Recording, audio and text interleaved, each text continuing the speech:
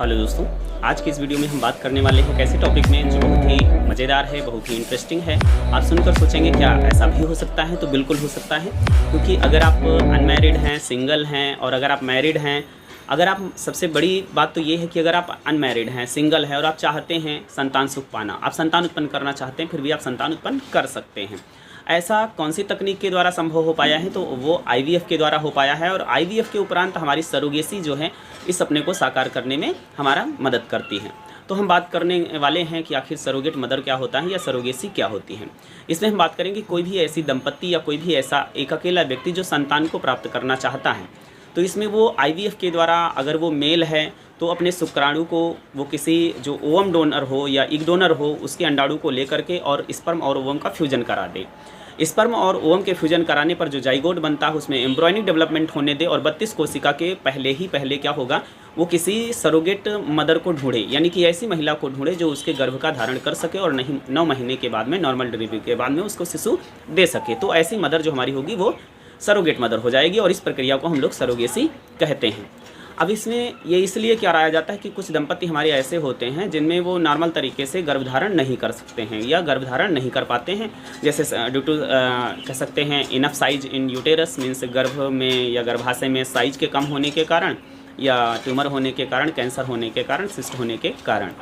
तो इसीलिए इन विधियों का उपयोग किया जा रहा है, जिससे जो है सरोगेसी के माध्यम से वो दंपत्ति भी संतान सुख को प्राप्त कर सके। लेकिन दुर्भाग्यवश भारत में ये आईवीएफ या सरोगेसी जो तकनीक है ये काफ़ी सस्ती है, इसीलिए अन्य देश के या विदेशी भी यहाँ पर आकर के सरोगेसी करवाते हैं, क्योंकि जो सरोगेट मदर बनने वालों की जो संख्या है वहाँ पर पर्याप्त मात्रा में भारत में मिल जाती है, क्योंकि यहाँ पर लोग कुछ पैसों के लिए भी क्या करते हैं, सरोगेट मदर का रोल कर देते हैं। आपने चोरी चोरी चुपके चुपके मूवी देखा होगा, उसमें सलमान खान की जो वाइफ थी वो नॉर्मली जो है कह सकते हैं संतान नहीं प्राप्त कर सकती थी, तो वहाँ पर जो दूसरी एक्ट्रेस थी, जो डांसर थी, वहाँ पर सरोगेट मदर का रोल अदा करती है, जो कि वहाँ पर पैसे की बात होती है लेकिन फाइनली वह पैसे नहीं लेती है।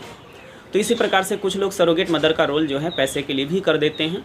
तो अब तक हम बात करेंगे किन किन लोगों ने रियल लाइफ में जो है आखिर सरोगेट मदर के माध्यम से या सरोगेसी के माध्यम से संतान उत्पन्न प्राप्त की है। तो जैसे हमारे करण जौहर हैं, तुषार कपूर हैं, शिल्पा शेट्टी हैं, इन लोगों ने जो है क्या करा, शिल्पा शेट्टी का पहला बच्चा तो नॉर्मल था, लेकिन दूसरा बच्चा जो सरोगेसी के माध्यम से ही हुआ है। शाहरुख खान का तीसरा बच्चा भी सरोगेसी के माध्यम से हुआ।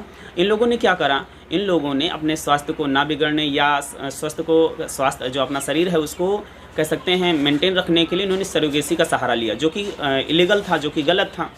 एकता कपूर जो कि सिंगल थी, अनमैरिड थी, इन्होंने भी सरोगेसी के माध्यम से संतान को प्राप्त किया, उनकी भी संतान है।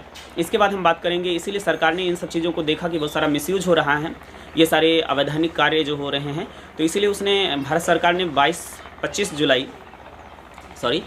जनवरी 2022 को भारत सरकार ने एक नया बिल पारित किया, जिसमें ये बताया गया कि अगर कोई सरोगेट मदर जो होती है, अगर वो सरोगेसी अपनाती है तो उसके बदले में उसको धन संपत्ति नहीं दी जाएगी, बस इतना धन संपत्ति दी जाएगी कि वो अपना ट्रीटमेंट करा सके, खान पान कर सके।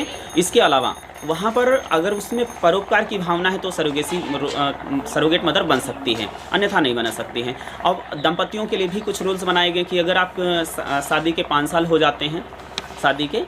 हो जाते हैं तो आप जो है सरोगेसी अपना सकते हैं, लेकिन आपकी भी उम्र 25 से 55 साल के बीच में होनी चाहिए। इसके अलावा अन्य भी मानक दिए गए हैं। तो आपको ये सरोगेसी जो जानकारी है वो आप लोगों को कैसी लगी? क्या आपको जानकारी ये पहले से पता थी? यदि पता थी तो अपना कमेंट करें, नहीं पता थी तो वीडियो आप लोगों को कैसी लगी अपनी राय जरूर दें। फिर मिलते हैं नई जानकारी के साथ, तब तक के लिए बाय बाय।